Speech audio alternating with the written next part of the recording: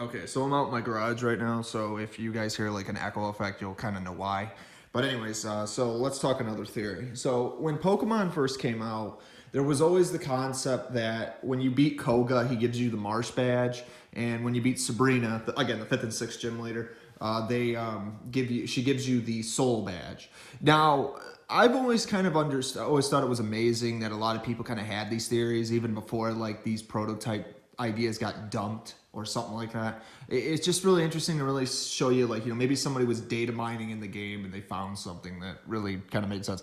But this one's kind of like a no-brainer if you really look at it, because the idea is supposed to be that, Koga is supposed to be, like, in the prototype, he actually uses ghost types as well, kind of like Haunter, for example, which, again, he never used that in the original, the final version of Pokemon. I can tell you for a fact he didn't even use that in green version, Pokemon green, red, blue, yellow.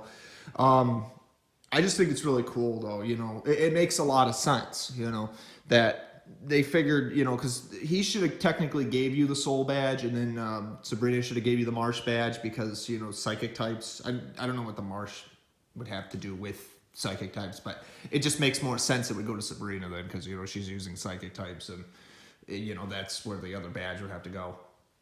But I guess you could technically say they decided that maybe they figured a Soul badge would actually go with psychic powers too, because like you're trusting your inner quintessence, your life force in order to. But I mean, I think it could go both ways really. So it kind of does make sense that maybe a Soul badge would work better for Koga, because Koga's actually using Pokemon that are technically dead. Like ghost types and poison type ghost types. He even mentions that, he'll teach you a secret technique. He'll use ninja tactics like Toxic, for example, that, you would otherwise, it's been around his clan for like roughly 400 years, and it's very interesting indeed. But yeah, it's pretty cool how they came up with that. But anyways, we also have the idea that what Sabrina uses, I think she just had a regular team. I mean, I know she had an Alakazam, Venomoth, and Mr. Mime, but I don't know if she ever had anything else though. That not counting like Pokemon Yellow, where like she used Abra, Kadabra, and then Alakazam, where they changed the teams just for different purposes. But I don't know 100% if that was always the true intention. Because again, like Satoshi Tajiri did state, a lot of the ideas they had, some of them did undergo some changes, but in the end, they ultimately became what they wanted in the end. So we don't really know. It's actually also very interesting, worth noting that, even Pokemon Gen 1 was actually supposed to have like a Pokemon Pink version, and then also a Pokemon, like a special Eevee edition. You can kind of see where they came back to this idea when they did like Let's Go Pikachu and Let's Go Eevee, which was, again, a complete remake of Pokemon Gen 1, but in its own way, It's actually pretty interesting, though, that because the Pokemon, the special Eevee version kind of would make sense, and maybe that's what they were originally going for, because Pokemon Pink was supposed to be like, I think it was supposed to rival Pokemon Yellow, but then they started figuring, well, then we'll release just one version instead, and then, and then maybe they were thinking about like then they were probably thinking, well, maybe we should do an Eevee version, because again, if you play Pokemon Yellow, what happens in Pokemon Yellow? Your rival gets Eevee, right? So you can kind of see where they got that idea from, or maybe. And it's also really interesting because while Eevee does evolve into any Pokemon, it can evolve into different types of Eevee evolutions, and you only got one shot at whatever that Eevee you want that Eevee to evolve into. I mean, who knows what? Maybe Eevee wasn't supposed to evolve technically, but then again, if they had Gorochu, people would probably take you take your Pikachu, and if it could evolve into Raichu or evolve into Gorochu, you probably would have to find another Pikachu if they kept it the same, but but I don't know. It really does make you wonder, though, how many ideas they really did have and what they did change at the time. And I mean, I do believe they could bring them back. Most of the ideas would, I guarantee you would still have tons of people that would be willing to spend their money to support Game Freak. Game Freak's got basically a loyal fan base, and even Nintendo themselves knows it. But basically the idea is that, with every prototype map that comes out, or every prototype theory that comes out, I mean, it seems like we learned something new either way, so we make progress on trying to understand, like, what the series really was about, how, like, for example, like, Giovanni was supposed to be a flying type gym or a bird type gym leader. And I mean, it's strange to think that, you know, the flying type was actually a bird type at one point. It does make you wonder, you know, what was that all about? Because even in the prototype maps, like some of the moves were still flying types and bird types were still there too. So maybe they scrapped one or the other because flying types seem to make more sense than, you know, a Pokemon that was just a bird type, you know, because I don't know how that would work 100%, you know, like in the prototype, I made a video about this, but it's like the legendary birds, for example, were bird types. And then the other one was a, you know, like an electric or an ice or a flying, or not a flying type, or a fire type. So again, Moltres, Zapdos, and Articuno, good example. Mewtwo still a psychic type, Mew still a psychic type. I don't think they changed any of that, but then again, you know, Mew and Mewtwo were always just a single type. They were never like a dual type, being two.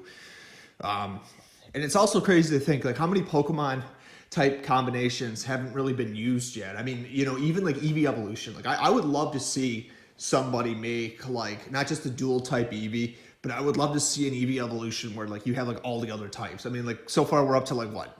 You had Eevee, Sylveon, Glaceon, Leafeon, Umbreon, Espeon, Jolteon, Vaporeon, and I believe Flareon. And I don't know if there's any more of them, but basically, off the top of my head, I would love to see them fill the rest of the single types in with whatever, like a dragon. Can you imagine like a dragon type Eevee? That would actually be pretty cool.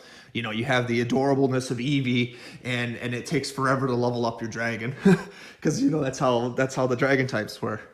That would be actually, that'd be crazy. Like I've actually thought about that. You know, like what if like we did get like different types of Eevees that haven't been done before, and you know how would that work for the series?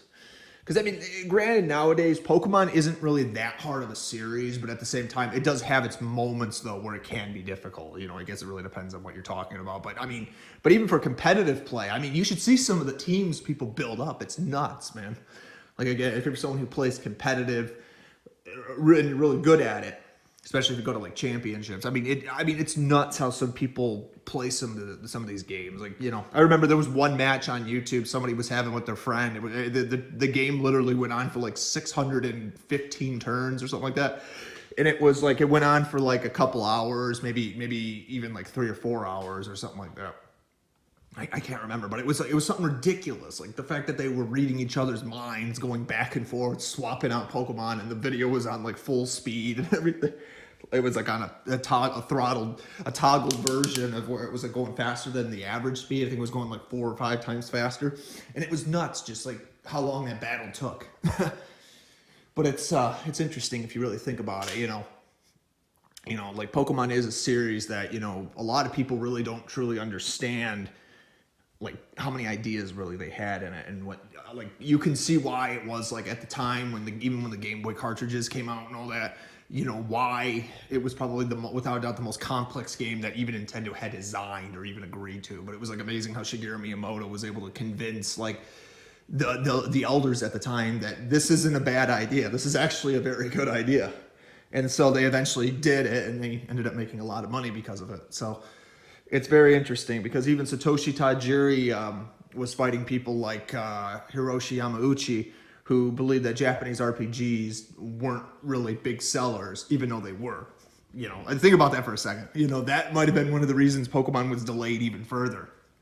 You know, because Satoshi Tajiri probably wanted, without a doubt, probably would have found funding through somebody, even if it wasn't through Nintendo, if the series would have been what it was. You know, again, who knows? Like, you know, but, you know, the guy probably wouldn't have given up on his dreams, at least.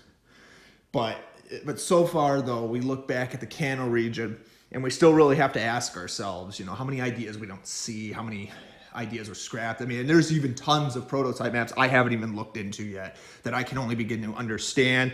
I guess you really have to think about its complete location, and then maybe ask yourself, like, where do we go from there? Where are we at? Where do we traverse to? And what does it all mean, basically? So basically, it's like a comparison. We're trying to find, you know, I mean, right now I'm trying to find out if there's any unused moves. It seems like there was a ton of them. And a lot of them were in Gen 2, thankfully. I think most of them actually did end up making it. Although there was like the Pokemon move Mega Fire, which is, again, if you're a Final Fantasy fan, you can kind of see where Mega Flare where they got the idea from.